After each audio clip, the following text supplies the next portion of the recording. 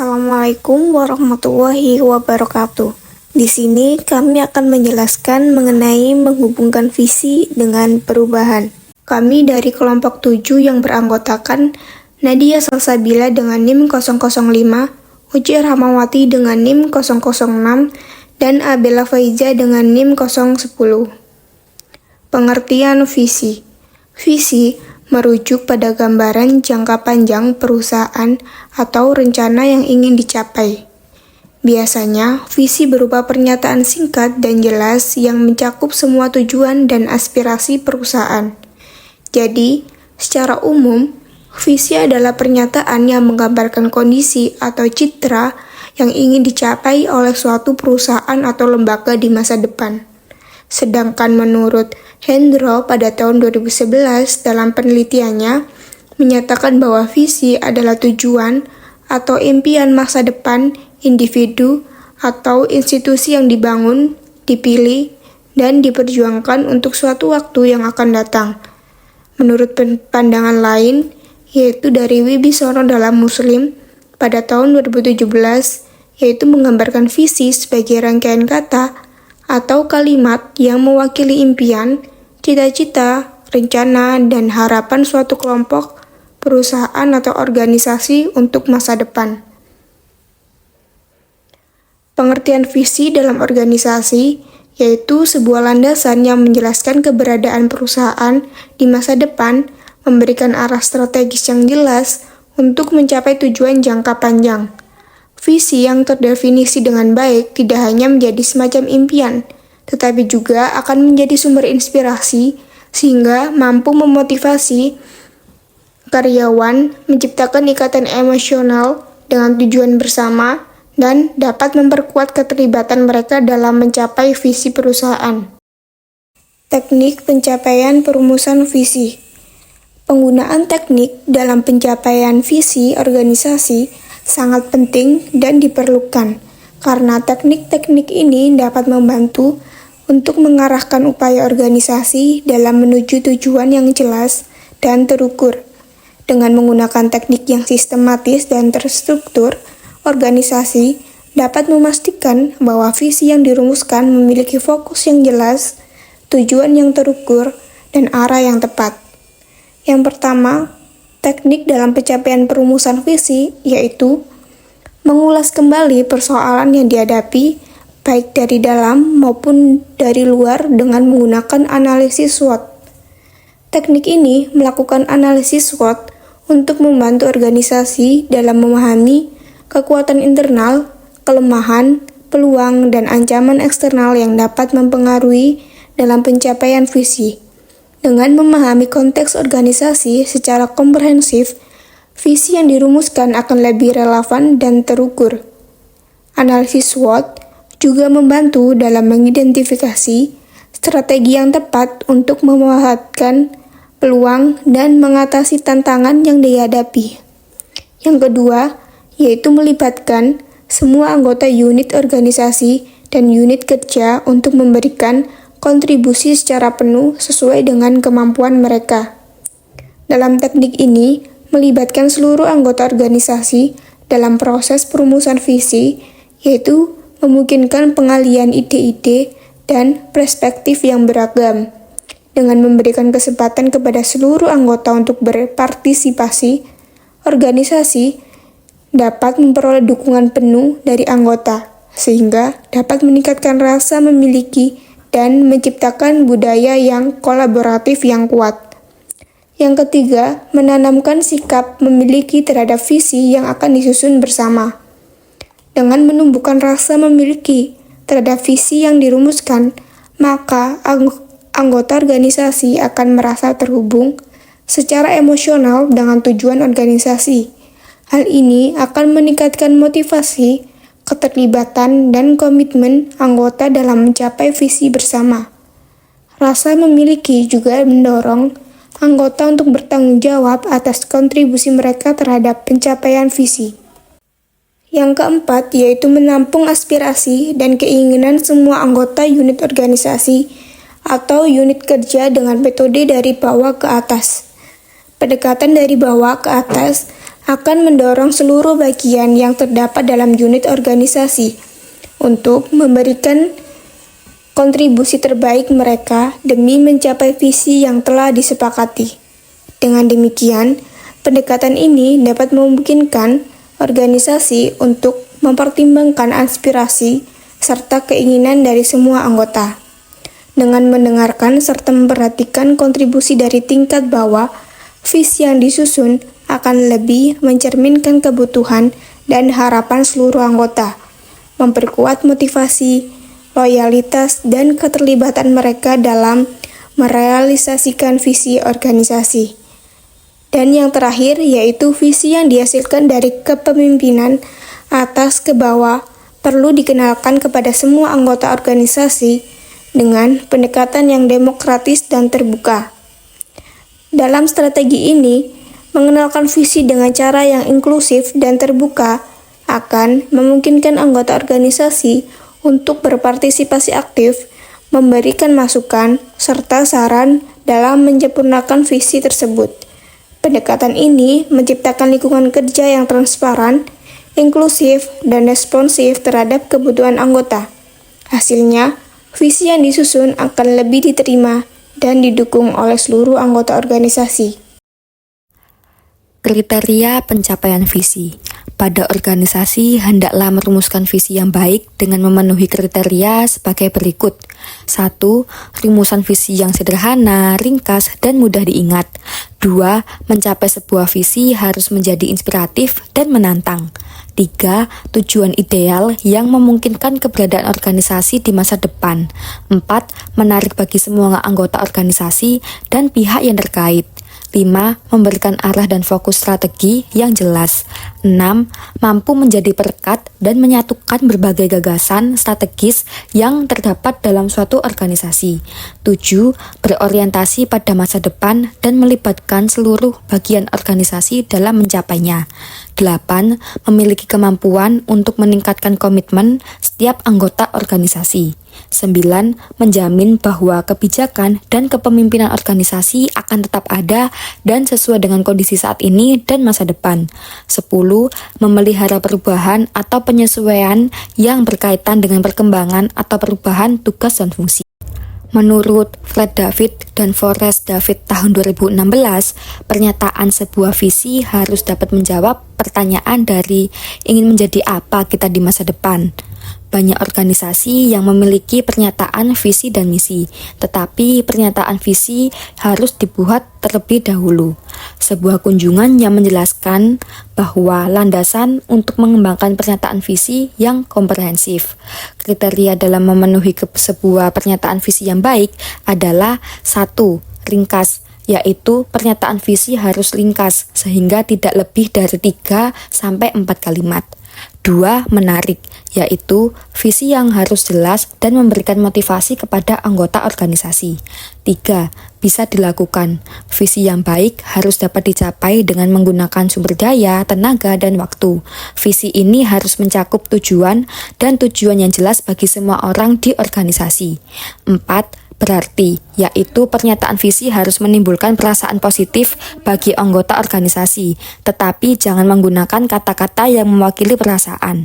5. Terukur, yaitu pernyataan visi harus dapat diukur sehingga pengukuran kinerja dapat dilakukan dan setiap anggota organisasi dapat mengetahui apakah visi telah tercapai atau tidak.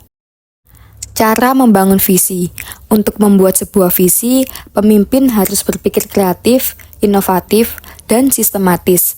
Hal ini karena visi tersebut akan sangat berpengaruh terhadap kualitas dan efektivitas dalam menghasilkan kinerja yang sesuai dengan tujuan dan masa depan perusahaan.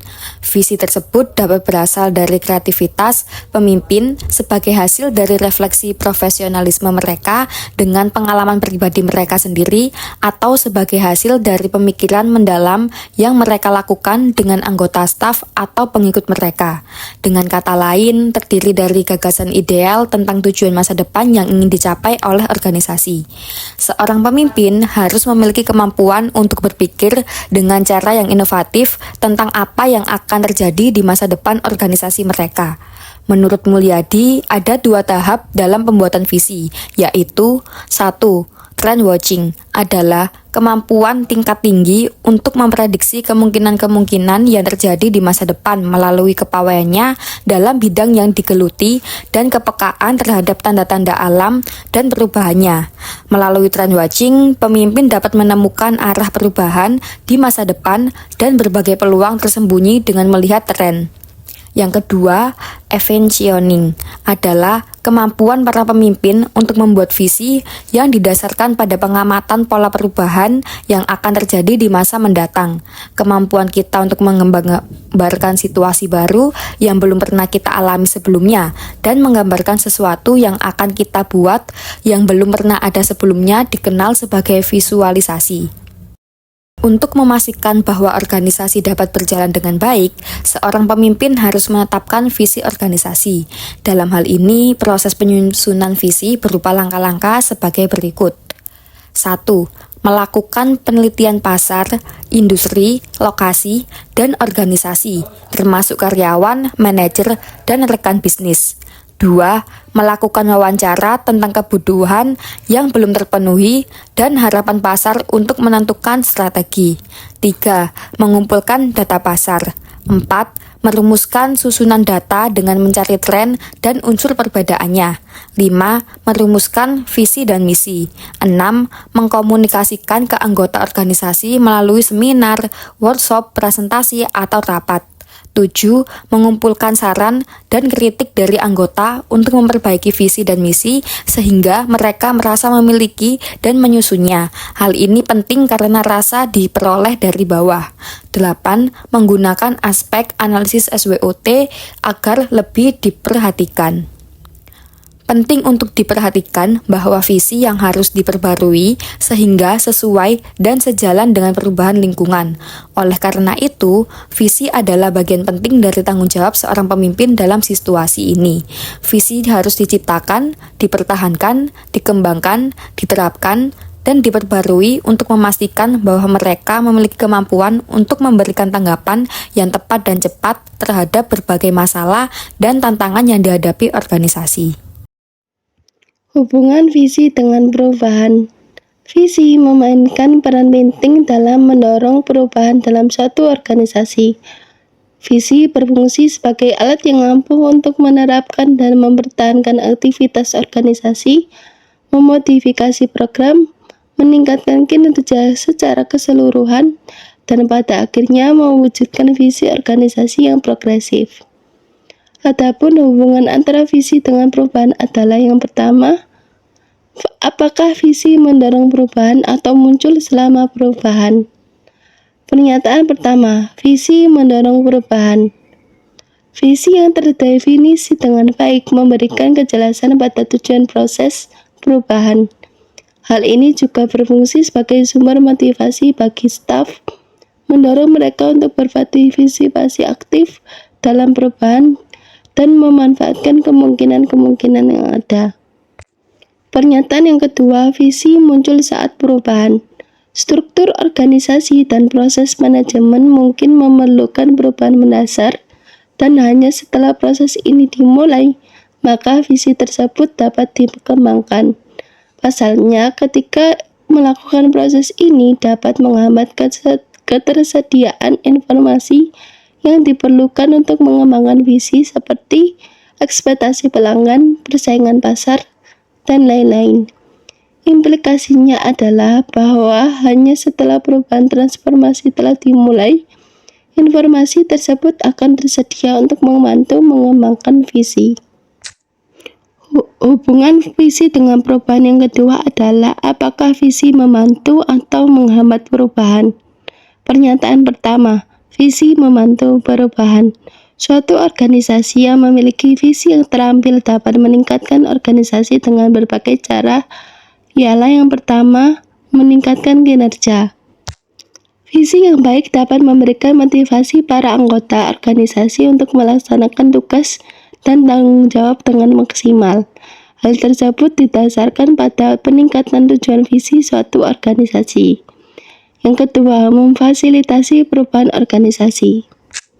Visi yang terampil dapat memberikan peta konsep guna memfasilitasi proses perubahan. Peta konsep bertujuan untuk memberikan arahan jalannya suatu organisasi. Apabila terdapat perubahan di dalamnya, maka peta konsep dapat menjadi acuan jalannya organisasi di masa depan. Yang ketiga, mengaktifkan perencanaan strategis yang baik. Visi yang terampil dapat merumuskan rencana yang di dalamnya terdapat hal yang dapat menginspirasi orang untuk bertindak.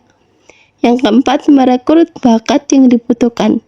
Visi yang terampil membutuhkan anggota yang memiliki keterampilan untuk mencapai visi yang sudah dirumuskan, sehingga organisasi dapat memilih anggota yang memiliki bakat yang sesuai dengan tujuan visi organisasi.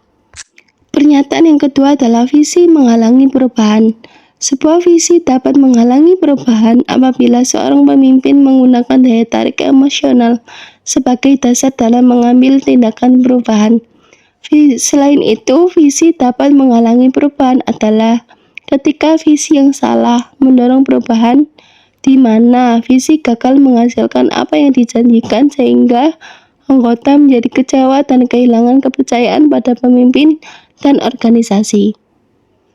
Hubungan visi dengan perubahan yang ketiga adalah apakah visi merupakan lambang pemimpin pahlawan atau organisasi pahlawan.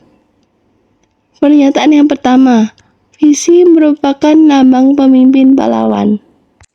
Perubahan organisasi yang strategis dapat berhasil apabila dipimpin secara efektif. Pemimpin pahlawan memberikan energi pada anggota untuk terlibat dalam perubahan dan memberikan perilaku serta dukungan untuk membantu anggota. Visi dianggap sebagai suatu syarat untuk menjadi pemimpin perubahan yang sukses. Namun, pemimpin yang inspirasional tidak cukup dengan visi sendirinya, melainkan juga membutuhkan kemampuan dalam mengembangkan organisasi. Yaitu kemampuan yang pertama, mengungkapkan kelemahan pada anggota untuk mendapat kepercayaan anggota. Yang kedua, kemampuan merasakan keadaan baik dalam organisasi maupun di luar organisasi. Yang ketiga, kemampuan menampilkan empati terhadap anggota, baik kebutuhan maupun keinginan mereka. Yang keempat, berani bersikap berbeda dengan mempertahankan karakter berbeda terhadap anggota mereka. Pernyataan yang kedua adalah visi adalah lambang dari organisasi pahlawan. Pernyataan ini didukung bahwa untuk menghasilkan perusahaan visioner, karismatik tidak membutuhkan pemimpin visioner. Memang seorang pemimpin dibutuhkan untuk membuat perusahaan visioner menjadi bertahan lama. Hak seorang pemimpin untuk mendorong visi dan menciptakan komitmen organisasional dengan berbagai gaya manajemen dan kepemimpinan. Artinya, perusahaan yang dibangun untuk bertahan lama memerlukan visi, ideologi, dan nilai-nilai yang melekat dibandingkan pernyataan seorang pemimpin saja. Kuncinya adalah membangun organisasi yang visioner dan tidak hanya memiliki individu yang karismatik dan visioner sebagai CEO. Penyebab kegagalan visi. Terdapat beberapa penyebab kegagalan visi dalam menuju perubahan. Ialah yang pertama, terlalu spesifik. Visi yang terlalu spesifik menyebabkan kegagalan dalam pelaksanaannya dikarenakan banyaknya hal yang ingin dicapai sehingga tidak mampu untuk mengendalikan perubahan. Yang kedua, visi terlalu samar.